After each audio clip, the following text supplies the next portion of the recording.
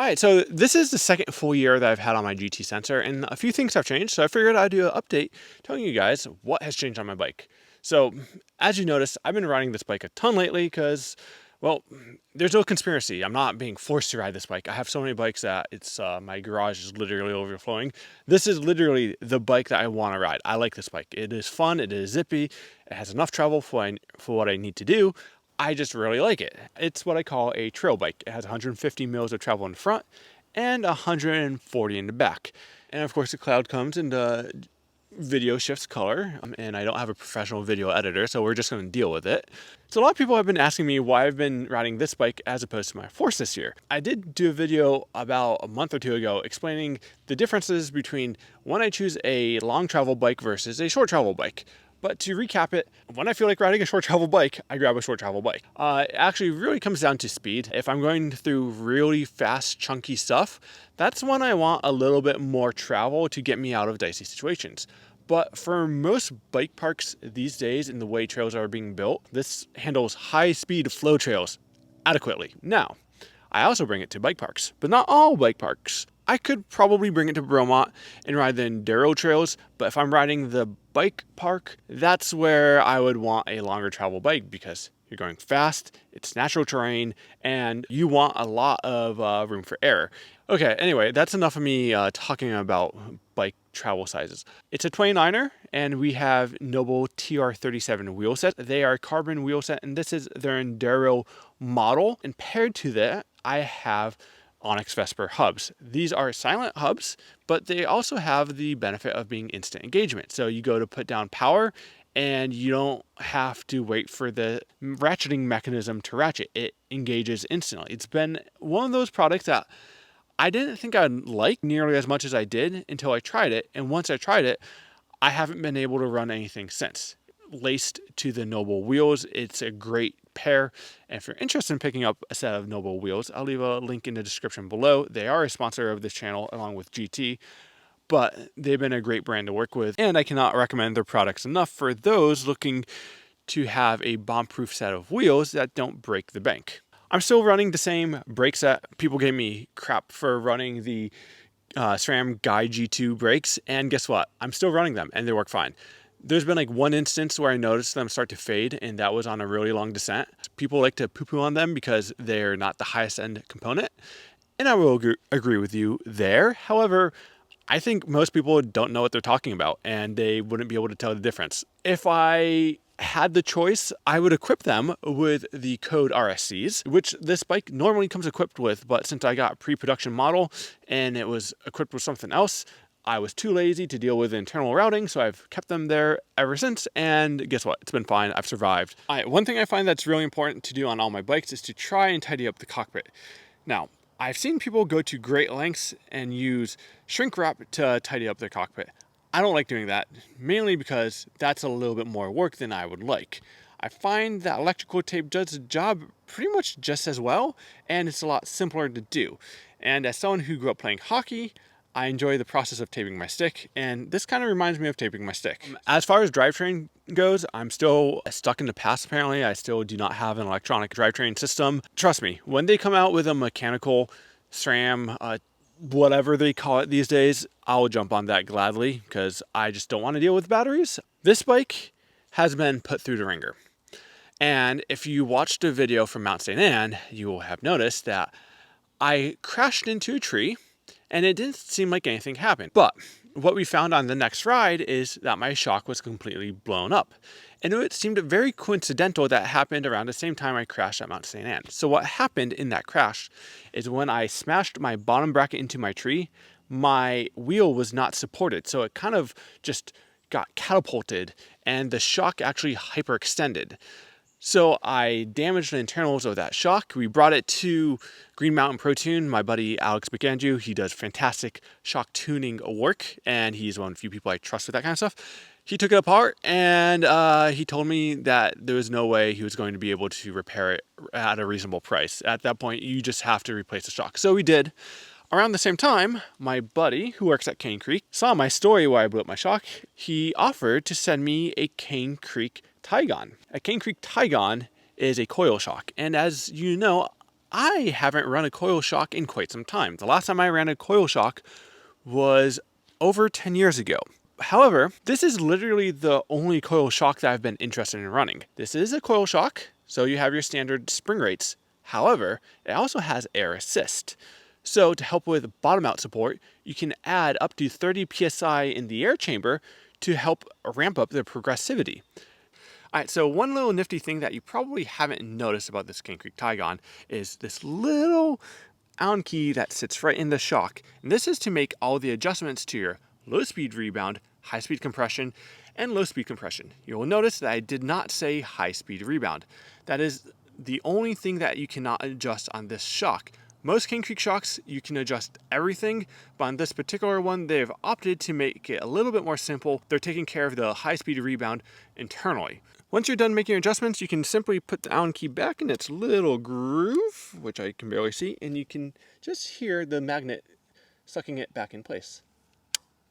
So if you're wondering how well that works, well, I've been riding it for a while and over some pretty chunky terrain, and that thing has not fallen out. So if you are afraid of that, don't worry, it actually works pretty well. I will also say this does have a climb switch. I never use mine, but if you are riding on the road, it's definitely handy to have. But for the most part, when I'm just climbing up a trail, I'll leave it fully open and it works just fine. It took me a little while to get this shock settled in, and since then I have put it through the ringer. We've taken it to Highland off some of the biggest drops there. We've taken it through some natural chunk. We've taken on some flow trails. It handled the flow trails amazingly, by the way. It also handled the big drops amazingly. So what do I have to say? I don't know if I'm like sold on coil shocks, but I've been very pleased with this setup. And to anyone thinking about getting a coil shock and you have the budget for it, I would highly recommend this. All right, let's talk about some of the smaller things that I've changed on my bike. The first thing that you may notice is the fender. The fender is made by a company called Trash Gear Co. They were out of Burlington, Vermont. I think they now have relocated to Virginia. So what it is, they take the holders for beer cans, the things that like attach to the top. I don't know what they're called off the top of my head, but you know what I'm talking about. And then they repurpose them and remold them into fenders, and they are really nice fenders. They're really well thought out. They come with reusable zip ties, and also there's very little packaging, so it kind of stays true to their mission to recycle things. And I like it. It's a really cool product, and I think it's one of the more unique fenders that are on the market. So if you're looking for a stocking stuffer this year, I'd consider that. All right, so moving on to my wheels, you'll notice that I'm running different tires. I used to run Maxxis because I knew their language, their rubber, their sidewall, and their tread pattern just makes sense to me. However, it's been really hard to find them, and their quality control issues have been hit or miss. Continental has been coming out with some really nice tires lately. They used to make some, I'm going to say not great tires, but a few years ago, they completely revamped their tire lineup, and now their tires went from being subpar to top of the line, in my opinion.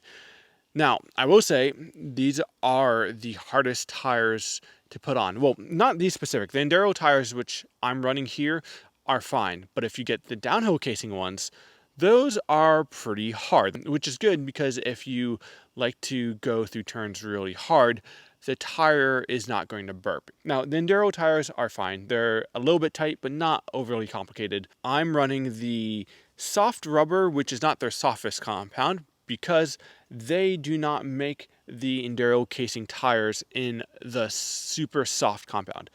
If they did, I'd be running super soft in the front and soft in the back. But that's not the case, so I'm running soft and soft. I really like them. I think they work really great for East Coast terrain.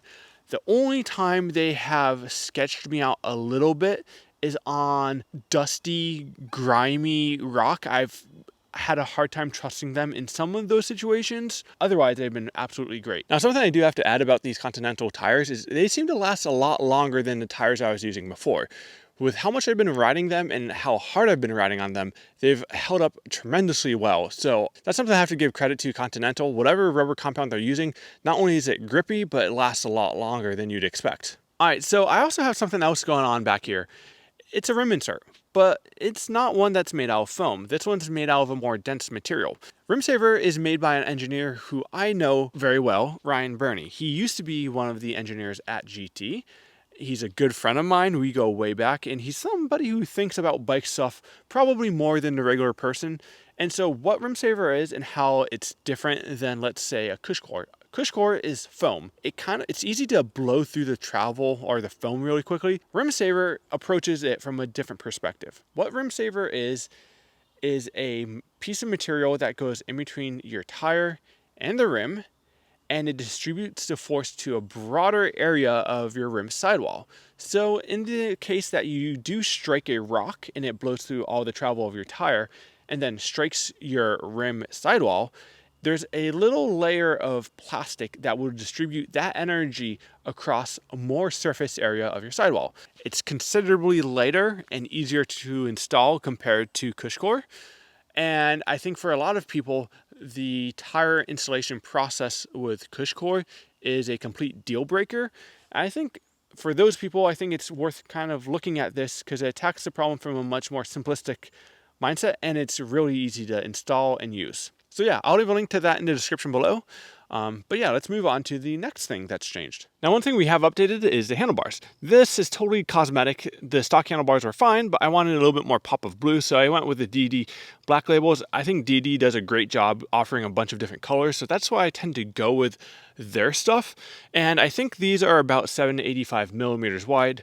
That's what I run on most of my bikes. There's no rhyme or reason. It's what I got used to riding, and so I like to have that width on all of my bikes. Speaking of color coordination, I use shoe paint made by a company called Angelus to color coordinate my seats. And usually it works pretty well, but I've been riding this bike a ton. And so as you can see, the yellow has rubbed off, revealing the original red color from the ergon seat. Let's talk about some of the small things that I get a lot of questions about. So tire pressures. I'm running 28 in the back, and usually I take the rear tire pressure and subtract 3 psi, and that's what my front is. So if I have 28 in the back, I have 25 in the front. If it's wet, I'll usually drop down to 26, so I'll have 23 in the front. So this bike, if I'm at a bike park, I'll run 28. If I'm at a Lomier Trail Center, I'll run 27, and if it's wet, I'll run 26, but I usually don't dip down below 26. So as far as cranksets go, here we're running the Truvative Descendants. They're 170 mil cranks. They're basically the same thing as the SRAM Dubs. They are aluminum cranks, and I like it that way. I don't quite understand why people run carbon cranks unless you're racing cross country. Carbon, while it's a great material, it is not great for impact resistance. So if you happen to be riding along and you catch a rock, which tends to happen on a mountain bike trail, they're going to break, or you're going to damage the carbon layup and it will break in the worst case scenario. Another argument that some of you are about to bring up: hey Phil, don't you run carbon wheels? What's the difference between running carbon wheels and carbon cranks? Carbon wheels are touching the ground. Kind of, but not really. There's a big layer of rubber and air between your wheels and the ground. So they're not making direct contact with the rocks. They are getting close to it, but there's a layer of squishy material to absorb the vibrations and the impacts. Carbon cranks, they're just dangling there. They're right there next to the ground, and it's funny, this section, oh my God. I remember when I first on a bike. When a rock strikes them, there's nothing between the rock and your crank, and so that damages the carbon layup, and so next time you land a big drop, they're prone to just snapping on you. Okay, with that tangent out of the way, let's get back to the video. So I'm still running the Chromatic Dagas. These are literally my favorite pedals on the market. I've tried a bunch of others. They're a big, wide platform. They're well machined. They're durable. They last. They have these big, meaty pins that will scar up your shins if you ever slip the pedal, but you won't because you have these big, meaty pins that prevent you from slipping the pedal. I have tried a bunch of other pedals. While I like some others, these are my favorite, so I keep coming back to them. So I'm 5'10". I have no idea what that means in centimeters or millimeters. I just know it puts me on the upper end of what they recommend for a size medium. So typically I'll run a longer length stem to complement that. And so here I have a 55 mil length stem. This one is a DD Copperhead. It's literally the only stem I like. It comes in colors I like.